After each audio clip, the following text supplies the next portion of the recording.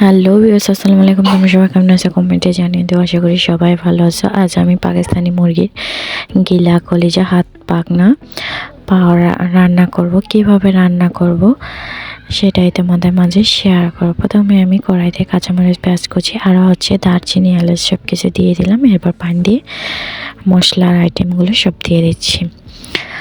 দিয়ে প্রথমে আমি হলুদ করে মরিচ করে দিয়ে দিচ্ছি। এরপর আমি দিয়ে দেব পরিমাণ মতো আদা বাটা।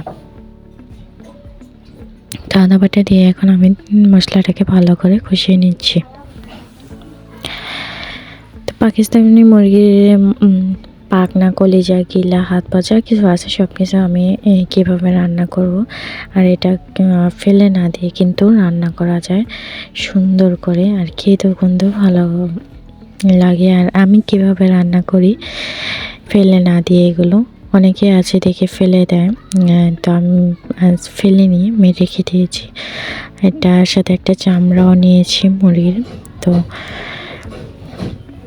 সবগুলো আমি কেটে ধুয়ে ফ্রেশ করে নিয়েছি। এখন এই তো আমি এগুলোকে মশলার কষানোর ভিতরে দিয়ে দিচ্ছি।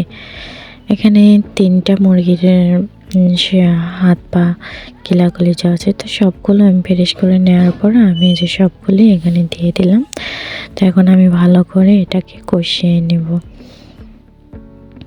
তো এটা কিন্তু কষা কষা খেতেই ভালো লাগে। অনেক সময় আছে অনেকে ঝোল করে আলু দিয়ে পাতলা ঝোল করে রান্না করে খেতে পছন্দ করে, তো আমি এটাকে কষা কষা করি খেতে পছন্দ করি। তো যে যেভাবে খেয়ে আর কি মজা পায়, ভালো লাগে। তো এদিকে প্রায় যে পানি ছিল, মাংসের গায়ে থেকে যে পানি ছিল সেটা উঠে ছিল, তো আমি এটাকে ভালো করে কষিয়ে টানিয়ে নিয়েছি। এখন আমি যে এটাতে আমি ঝোল দিয়ে দিলাম যাতে এগুলো সেদ্ধ হয়ে যায় ভালো মতন। তো ঝোলটা দেওয়ার পরে এটাকে আমি বলক চলে আসছে ভালো করে, এটাকে আমি ফুটিয়ে নিচ্ছি। আর এটা ফোটানো হয়ে গেলে তো ঝোলটা একবার আমি মাখো করে টানিয়ে নিব। তো বাইরের চুলায় শীতের দিনে রান্না করতে কিন্তু বেশ লাগে।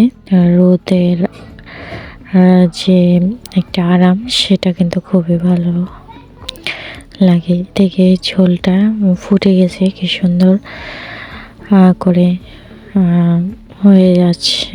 তো এদিকে আমি একটু ভালো করে নাড়াচাড়া এপিট করে দিই যাতে আরও তাড়াতাড়ি সেদ্ধ হয়, ভালো মতন 2 পিঠে সেদ্ধ হয়। তো ঝোলটা কিন্তু একেবারেই টেনে গেছে, তার বেশিক্ষণ কিন্তু জাল করা লাগবে না, কম জালেই হয়ে যাবে। আর এটাতে অনেকে আছে ধনিয়া পাতা দাও, চিকেনের ভিতরে অনেক সময় দেখি ধনিয়া পাতা দিতে, অনেক কিছুই দাও, কিন্তু আমি এটা দিই না। আমি শুধুই এভাবে কষিয়ে রান্না করছি।